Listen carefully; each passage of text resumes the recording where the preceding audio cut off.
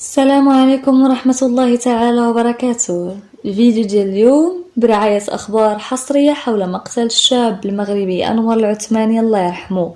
تابعوا الفيديو تالاخر باش تعرفوا الجديد.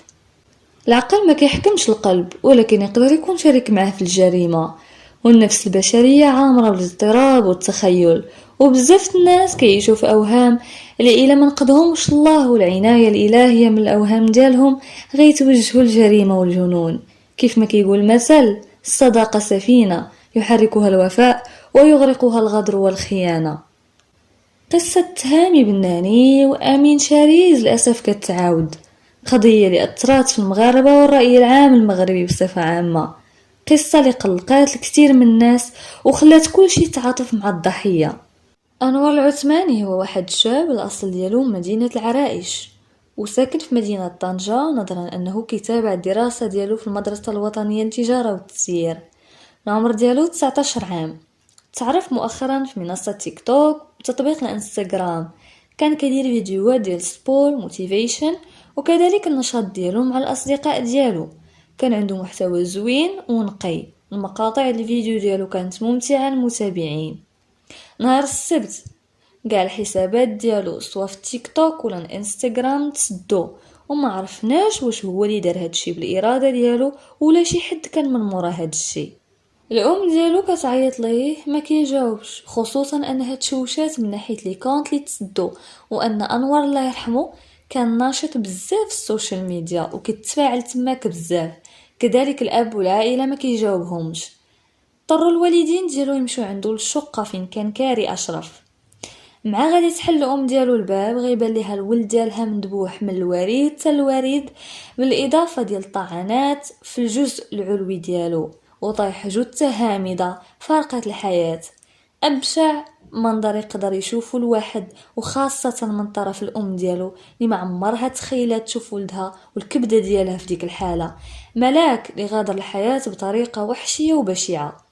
هيطوا على البوليس، ومن بعد ما جاو فرق ديال التحقيق والشرطة العلمية باش يجمعوا الدلائل والبصمات، داو الشاب انور الله يرحمه باش يديروا ليه لوطوبسي اي تشريح طبي ويحددوا وقت الوفاة، بالاضافة الى امور اخرى.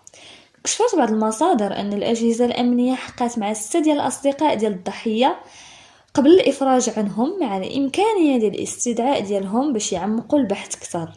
عيطوا على البوليس، ومن بعد ما جاو فرق ديال التحقيق والشرطه العلميه باش يجمعوا الدلائل والبصمات، داو الشاب انور الله يرحمه باش يديروا ليه لوطوبسي اي تشريح طبي باش يقدروا يحددوا وقت الوفاه، بالاضافه الى امور اخرى.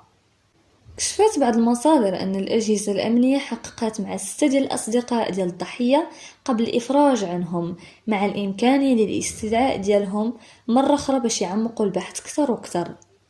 حاليا القوات الأمنية كتنتظر النتائج ديال التشريح الطبي باش يحددوا وقت الوفاة، بالإضافة إلى أن كاميرات المراقبة اللي غتحدد قائمة المشتبه بهم في هذه الجريمة الشنعاء. قيل أن الفيديوهات ديال كاميرات المراقبة ديال داك النهار المشؤوم تمسحات، ولكن حتى حاجة باقي ما مأكدين منها. خبر الحصري في هذه القضية أنه اليوم 7 نوفمبر 2022 تم الاعتقال ديال واحد الفتاة قاصر متهمة في مقتل الطالب أنور من طرف العناصر ديال المصلحة الولائية للشرطة القضائية، على ضوء بزاف ديال المعلومات دقيقة اللي حصلت عليها المصالح ديال المديرية العامة لمراقبة التراب الوطني. هاد البنت عندها 17 عام، وتم الاشتباه ديالها في التورط، ارتكاب جريمة الضرب والجرح باستعمال السلاح الأبيض اللي أدى للموت، وشدوا حتى شي وحدين من العائله ديالها لعدم التبليغ عن جنايه، بالاضافه الى اتلاف بعض العائدات الاجراميه، وهي دابا حاليا خاضعه للتحقيق والبحث القضائي. قيل كذلك انه في النهار قبل ما يموت انور العثماني الله يرحمه كانوا جاو عنده بعض الاصدقاء ديالو باش يزوروه، ولكن طراو بعض المشاكل بين الاصدقاء ديالو والكونسيرج ديال العماره لحقاش ما خلاهمش يطلعوا، ولكن كلها اخبار باقي ما تاكدناش من الصحه ديالها. الوحيدة اللي متأكدين منها أن الجيران أصدقاء والناس المقربين من أنور اللي كيعرفوه مزيان كلهم شهدوا فيه بالخير. ما كرهناش العدالة تحقق في أقرب وقت ونعرفوا أحداث وتفاصيل جديدة على هذه القضية، خصوصا الأحداث اللي متعلقة بالفتاة القاصر اللي تم اعتقال ديالها اليوم 7 نوفمبر 2022 بجنحة ارتكاب جريمة في حق الطالب المغربي أنور العثماني الله يرحمه. الروح عزيزة عند الله، طال الزمان ولا قصار غادي تشد وغادي يتعاقب المجرم. مكرهناش كذلك نعرفوا الأطراف اللي شاركوا معاه في هذه الجريمة، كذلك بغينا نعرفوا أسباب والدوافع اللي خلاتهم يديروا هذا الشيء. الإعدام خصو يرجع المغرب، لحقاش هادشي اللي ولينا كنشوفو ناتج بدرجة كبيرة على عدم الخوف من المحاكمة والقانون. رحم الله أنور وأسكنه فسيح جناته، والله يصبر الوالدين على الفرق ديالو. إلى هنا غيسالي الفيديو، ونتلقاو في فيديو جديد إن شاء الله إلى خرجوا أحداث حصرية على القضية. بسلام عليكم.